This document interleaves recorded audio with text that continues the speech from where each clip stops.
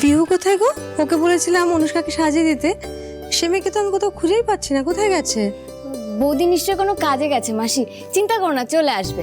আর আমি আছি তো, আমি অনুষ্কা দিকে খুব সুন্দর করে সাজিয়ে দেবো। আর এমন সাজাবো না দাদা, মানে অনুষ্কা দির যে বর, অনুষ্কা দির থেকে তো চোখই ফেরাতে পারবে না।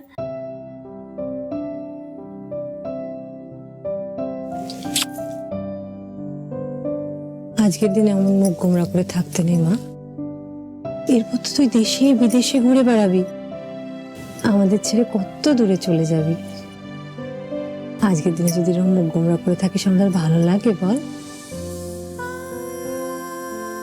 অনেক কষ্টে চোখের জল আটকে রেখেছি মা, আমাকে হাসতে বলে এটার বাঁধ ভেঙে দিও না প্লিজ। নিজের ভালোবাসার মানুষটার সাথে না থাকতে পারলেও সারা জীবন যেন তুই ভালো থাকিস রে মা। আমি এটাই প্রার্থনা করবো ঈশ্বরের কাছে। রেডি হয়ে নে।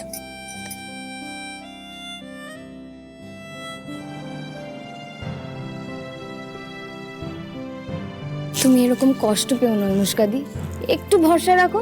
দাদা আর বৌদি আমার তো একদম ভালো লাগছে না তানি, আমাকে একটু একা থাকতে দাও প্লিজ। বেশ অনুষ্কা দি, আমি বাইরেই আছি, কোনো দরকার পড়লে আমায় ডেকে নিও, কেমন?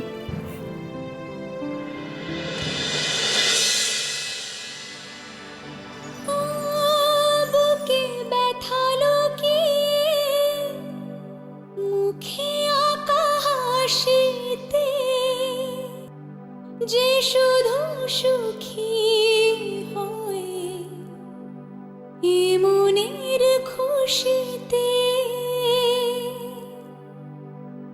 তাকে বলতে ইচ্ছে করে মনটা তার সুরে অনুরাগিনী, তবু বলতে গিয়ে হায় মনে পড়ে যায় অন্য কাহিনী। ঘুম ঘুমে আধারে চাই প্রেম যে তারে।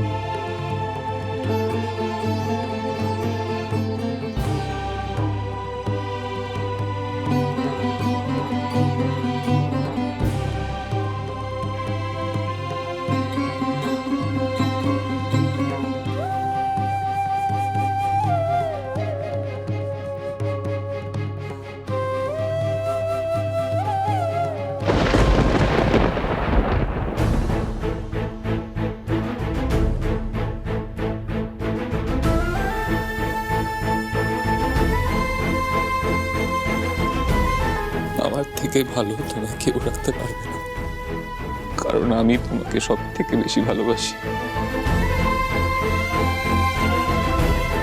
আমি চাই না তুমি এই বিয়েতে কোনো বাধা দাও। আর তাছাড়া শোভন খুব ভালো ছিল, ও আমাকে খুব ভালো রাখবে।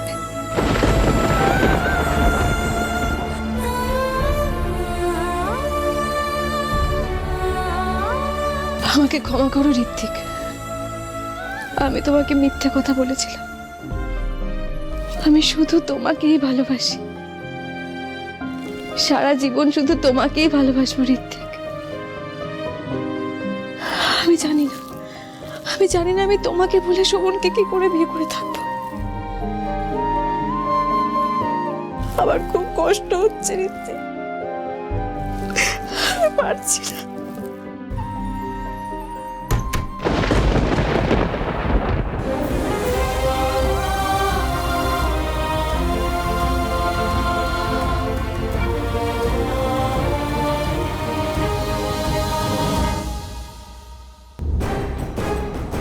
মিস্টার সেন, আমাদের একবার বাস ডিপোতে যেতে হবে।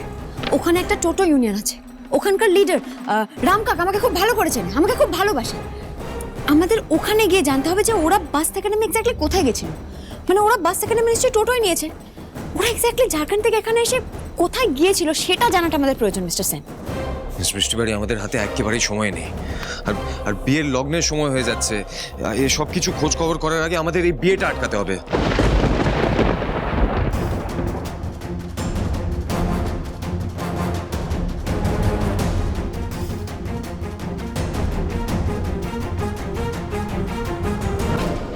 মিথ্যে কথা বলেছো তুমি অনুষ্কা,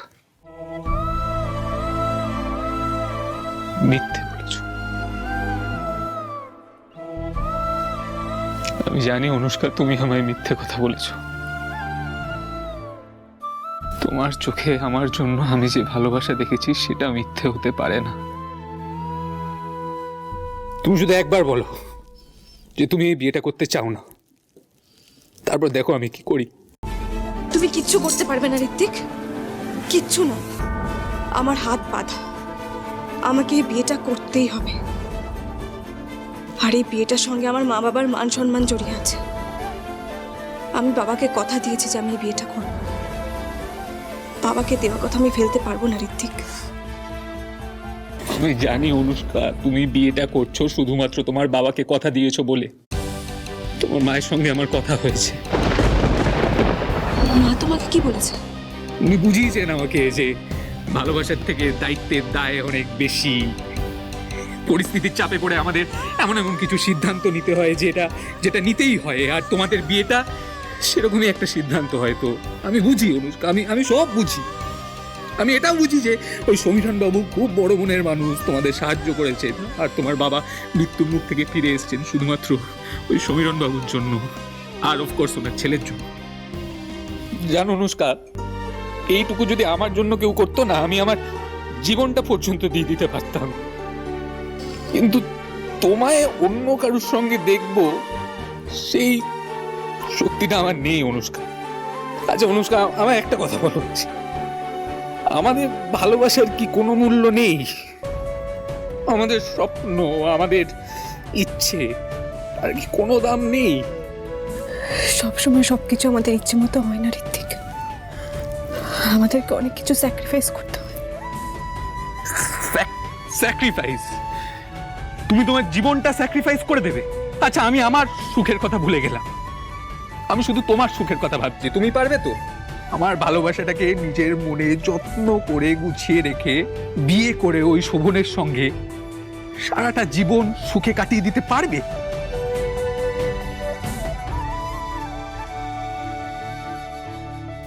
এটা সম্ভব নয় অনুষ্কা।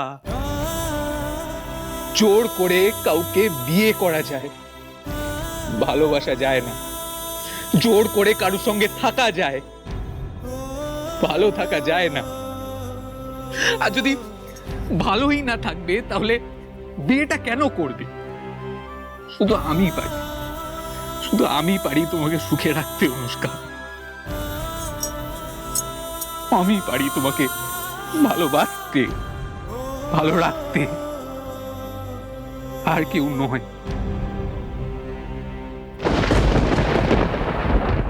এটা তোমার ভুল ধারণা ঋত্বিক। আমি শোভনকে বিয়ে করে খুব সুখী হব, ও আমাকে খুব ভালো রাখবে। তুমি বরং আমাকে ভুলে যাও আর নতুন করে নিজের জীবন শুরু করো।